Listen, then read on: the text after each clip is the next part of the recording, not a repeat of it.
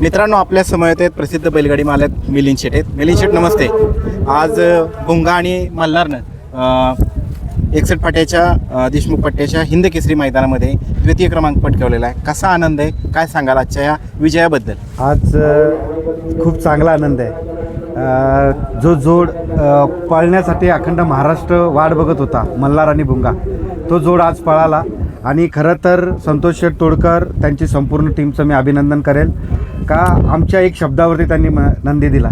आणि मी मागे बोललो होतो मागच्या बाईटमध्ये, कारण की आजच्या मैदानामध्ये मेहरबान आणि भुंगाच पळणार होता. पण कुठंतरी गोष्टीची चढ वर बैलगाडी क्षेत्रामध्ये होते. पण शेवटी सेमीला पण तेच लागले. काय नाही, निकाल भुंगाने घेतला, आनंद झाला. आणि फायनलला 2 नंबर कडनी पळून 2 नंबर केला, त्याचा आणखीन जास्त आनंद झाला. सेमीविषयी काय सांगाल? ही सुद्धा जोडी चांगली पाहिली, मेहरबान आणि सचिनची. ती पण नंदी पळणार आहेत. बघा, सेमीला कोणाशी कधी लढत होईल ते सांगू शकत नाही, पण लढत झाली ती बघण्यासारखी झाली पाहिजे. सेमीचा आनंद अखंड महाराष्ट्र घेत असतो.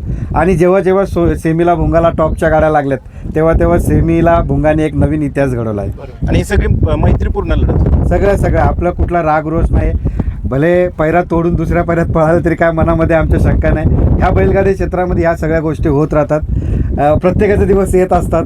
आज आमचा दिवस होतो, उद्या दुसऱ्याचा येईल, तिसरा परवा तिसऱ्याचा येईल. पण ते काय प्रत्येकाचं बैलगाडी क्षेत्र होत राहतं. दादा, बैलगाडी शर्यत क्षेत्र हे अनिश्चितीचा खेळ आहे. तुम्ही ज्यावेळेस जल्लोष करायला आला होता मैदानामध्ये, त्यावेळेस मनामध्ये कुठला तरी एक ठराविक नंबर घेऊन आला असतात की बाबा व्हिडिओ पाहिल्यानंतर एवढा. पण मात्र क्षणाक्षणाला इथं घडामोडी बदलत असतात, क्षणाक्षणाला वेगळं काहीतरी घडत असतं. आणि ज्यावेळेस निकाल जाहीर झाला त्यावेळेस काय वाटलं?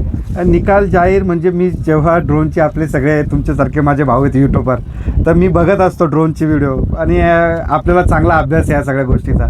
मी आमच्या मंडळीला सांगितलं पण नव्हतं, पण मला एवढं कळत होतं, जर ती गाडी तिकडची जी बाहेरची जी पळाली आहे ती गाडी जर बाद दिली तर 100% 2 नंबर आमचाच होता. कारण की आमची मित्रमंडळींचं सगळ्यांना चाललं होतं का 1 नंबर. पण मनामध्ये होतं का ते पण नाराज झाले नाही पाहिजेत. पण मला माहीत होतं 2 नंबर झाले, पण 1 नंबर झाले. त्यांना पण माझ्याकडून शुभेच्छाच. कारण की बघा, बैलगाडी क्षेत्रामध्ये कोणाचा 1 नंबर होईल आणि कोणाचा 10 नंबर होईल कोणच ठरवू शकत नाही. हा बैलगाडीचं क्षेत्रच असं आहे.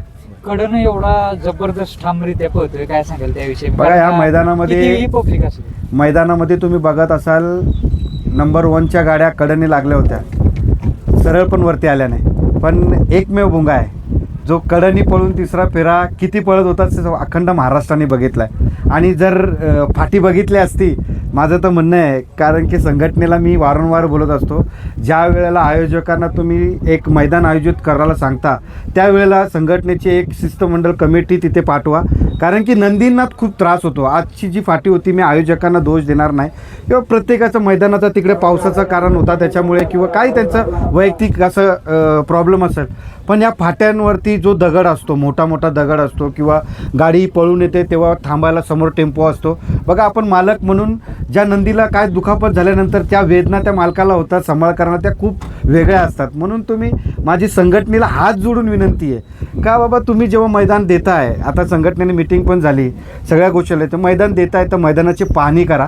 खूप नंदींना त्रास होतो, ते सांगू शकत नाही आपल्याला आम्हाला काय त्रास होतो. आता कडेला जो 1 नंबर तास होता ना, अक्षरशः म्हणजे मी गाडा मालक म्हणून नाही, एक बैलप्रेमी, एक नंदीप्रेमी म्हणून सांगतो, भयंकर फाटी होती. म्हणजे त्या फाटीमध्ये वरती बैल येणं हे पॉसिबल नव्हतं. कारण की जी नंदी पळाली 100% उद्या याला खूप त्रास होणार आहे. आता गरमीमध्ये, आता ज्या जोशामध्ये तो पळतोय त्याच्यामध्ये कळणार नाही, पण उद्या त्याच्यावरती वेदना खूप होणार आहे. हे गाडा मालक यालाच माहीत होतं आणि सांभाळणारा माहीत होतं. म्हणून संघटनेला परत एकदा माझी विनंती, ज्या टायमाला आयोजन तुम्ही देताय त्या टायमाला खरंच तुम्ही फाटी तपासा. जसं आपण नदी, विहीर वगैरे आजूबाजूला बघून तपासून त्यांना हे देत नाही, तसं फाटी तपासा, नंदीला नका त्रास होऊन देऊ. मल्हारबद्दल काय सांगाल? आता तो मल्हार खूप चांगला नंदी आहे. जेव्हा जेव्हा पळाला आहे तेव्हा गाडी बांधून पळाला आहे. एकमेव माझा भुंगा असेल का त्याच्याबरोबर 3 फेरे ओपनमध्ये पळाला आणि चांगला पळाला. नाहीतर थोडं दाबून किंवा असं, म्हणजे बैल शिस्तीचा स्पीडच एवढा आहे त्याला, तर समोरच्या बैलाला थोडी हे होतं. पण एकमेव माझा भुंगा आहे का 3 फेरे त्याच्याबरोबर त्याच स्पीडला पळाला. एका शब्दातच झालेला आहे. काय बघा, मन खोलून जर पैरा केला ना तर त्याला यश पण आहे. आज बघा, सामन्यात गाडी उतरता ती गाडी फॉल्ट झाली, पण शेवटी नशिबाने आम्हाला सेमीला आम्हाला पात्र ठरवलं, फायनलला आम्ही पात्र ठरलो. आता ती जी गाडी होती ती 1 नंबरला दुसरी गाडी उतरली, पण आम्हाला कुठेतरी 2 नंबर मिळाला. जसं ती गाडी समजा दिली असती तर आम्ही 3 नंबर झालो असतो. शेवटी नशिबाच्या पुढे मन खोलून पहिरा दिल्यानंतर त्याला यश पण चांगलं प्राप्त हिंद होतं. केसरी मैदानाचा कितवा गोल आला? हिंद केसरी मैदानामध्ये आता तर माझ्या अंदाजे 4था-5वा गुलाल असेल का. एकदा 3 नंबर केला, ह्याच मैदानामध्ये 2-2 नंबर केला, परत एकदा 3 नंबर केला आणि आता मध्यंतरी पण भुंगाने आपला 1 नंबर केला होता.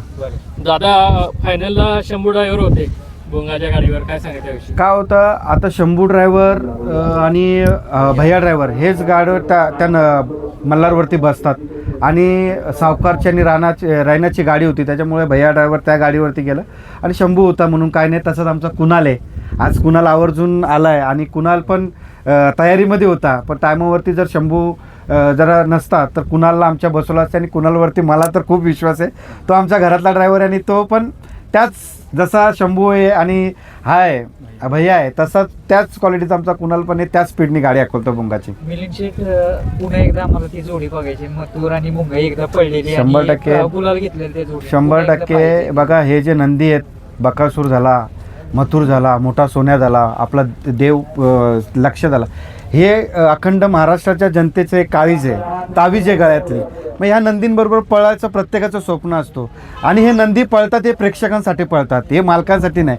आणि त्या प्रेक्षकांची इच्छा होती म्हणून राहुल शेठ आम्ही दोघांनी ठरवलं का बाबा ही आपण पळवायचा. पण काही कालांतराने आपल्याला तिथे थोडा हे झाला, सामन्याचा चिठ्ठी उडल्या त्यांच्यामध्ये, तो त्यांचा नाव आला. पण येणाऱ्या काळामध्ये 100% प्रेक्षकांसाठी परत एकदा मथुर आणि भुंगा आपण पळूया. 3 फेऱ्याच्या मैदानात आणि बिंदूरला 100% बिनजोडला पण पळूया आणि याला पण पळूया. धन्यवाद. आणि पुन्हा एकदा तुम्हाला शुभेच्छा आणि धन्यवाद. नक्कीच एक आनंदाचं वातावरण. धन्यवाद, आणि धन्यवाद. असं तुम्हाला गुलालात पाहायला आम्हाला धन्यवाद. तुमच्या सगळ्यांचा आशीर्वाद असाच राहू दे. तुम्ही आहे तर हाय बैलगाडी क्षेत्र सुंदर चाललंय, तुमची साथ आणि तुमचा पाठिंबा असाच आमच्या मागे राहू द्या. धन्यवाद.